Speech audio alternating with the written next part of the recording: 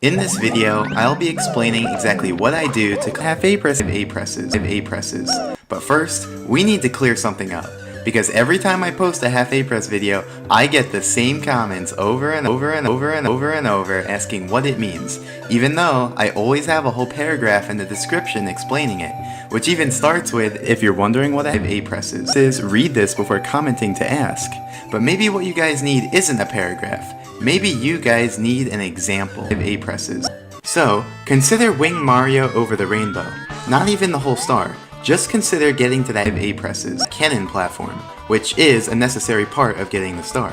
So, how many A presses does it take to get there?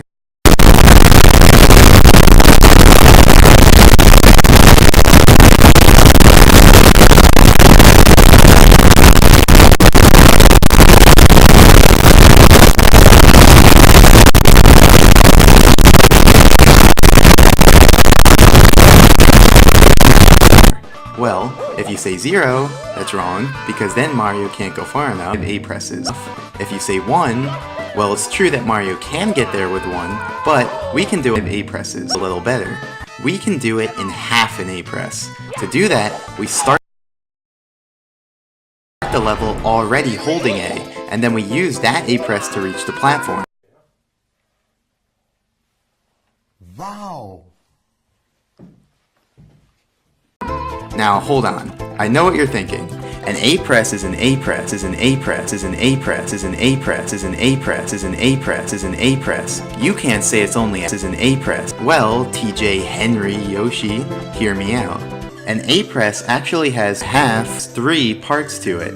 When A is pressed, when A is held, and when A is released. And together, this forms one complete A press. Now, usually it's the pressing that's useful, because that's the only part that makes Mario jump. However, sometimes it's sufficient to just use the holding part, which allows Mario to do little kicks, to swim in water, to fall slowly while twirling, and to fall slowly with the wing cap.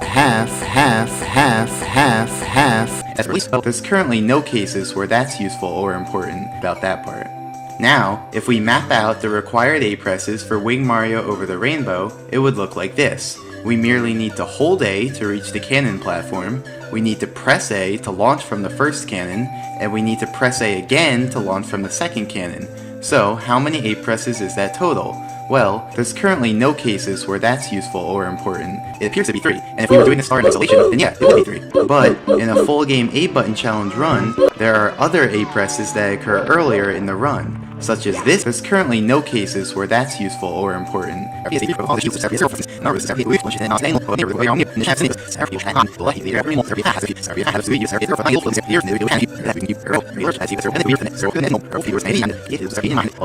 So to capture this phenomenon, we call it 2.5 A presses.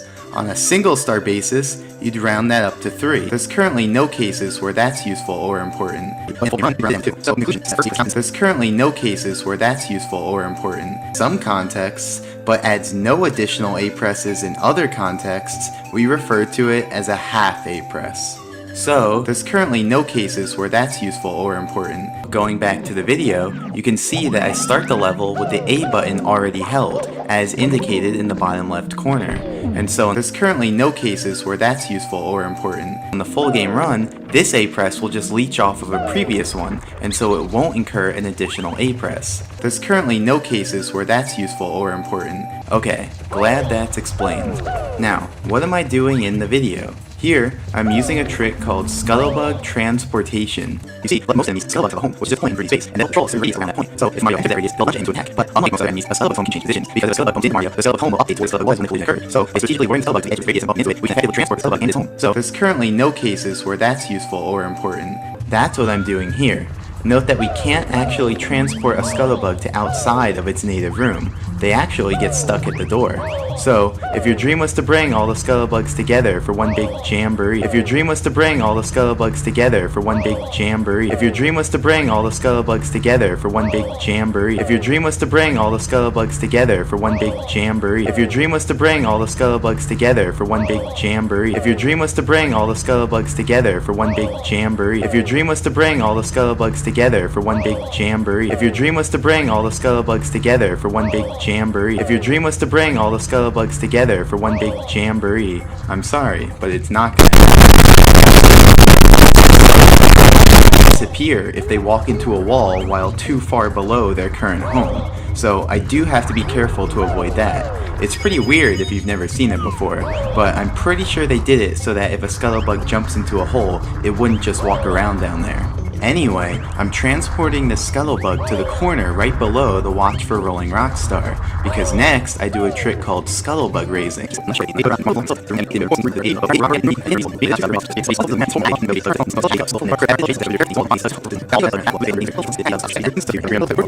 So really, no matter how high the scuttlebug gets, there's currently no cases where that's useful or important.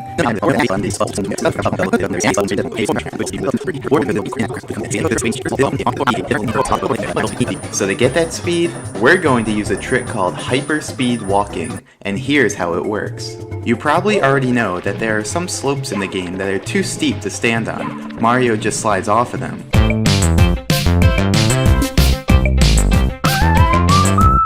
But, did you know that you actually can stand on these slopes if they're submerged in shallow water? In fact, the underwater portion of these slopes has a special property. If you try running uphill on them, you'll end up running backwards at an increasing speed with no upper bound. There's currently no cases where that's useful or important, but in most circumstances, this would cause us to end up in the water before building up any real speed. Wow. We can get a little more speed by running nearly parallel to the slope, but ever so slightly uphill.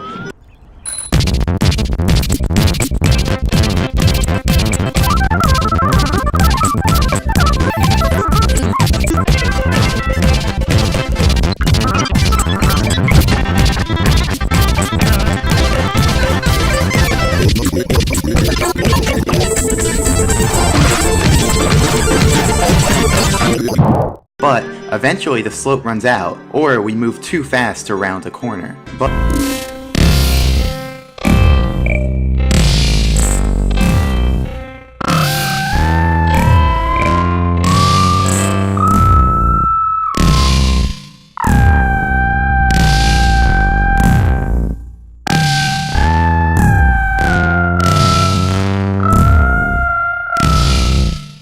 There are some ways to have Mario walk while staying in place. For example, if there's a wall perpendicular to the slope, then we can use that.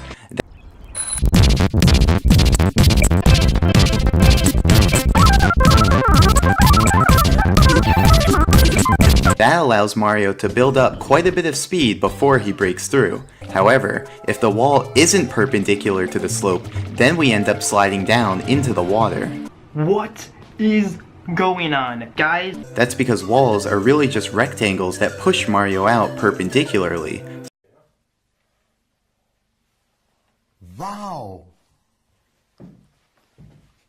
So, if Mario moves into a wall at an angle, the game will calculate his intended next position, then the wall will push that position out, and then Mario ends up having a net movement along the wall. So ultimately, he'll end up moving into the water.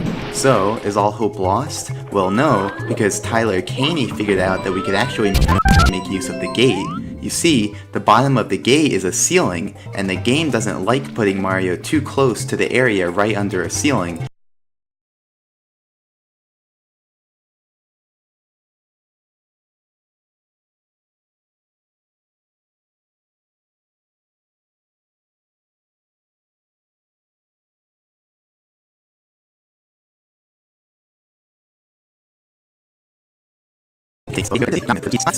We turn to redirect our speed out of bounds. Notice that we now have enough speed so that our intended next position is past the wall and out of bounds. And since the game doesn't like placing Mario out of bounds, it doesn't move him.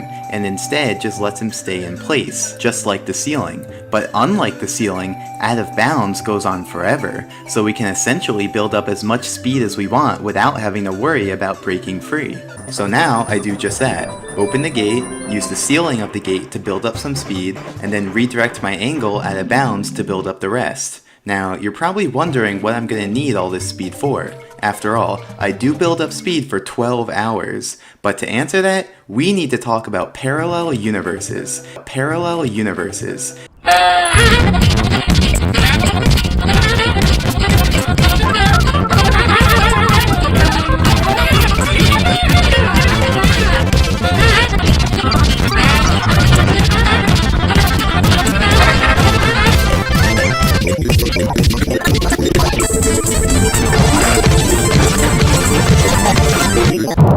Parallel universes.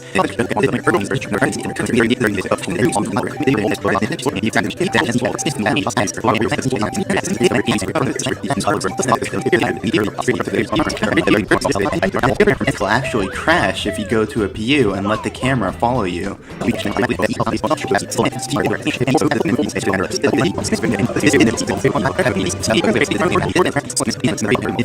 And there you have it. Watch for rolling rocks done in 0.5 A-presses. Man, I did not expect this video to become 25 minutes long when I started commentating, but I guess there was just that much to explain. There's currently no cases where that's useful or important.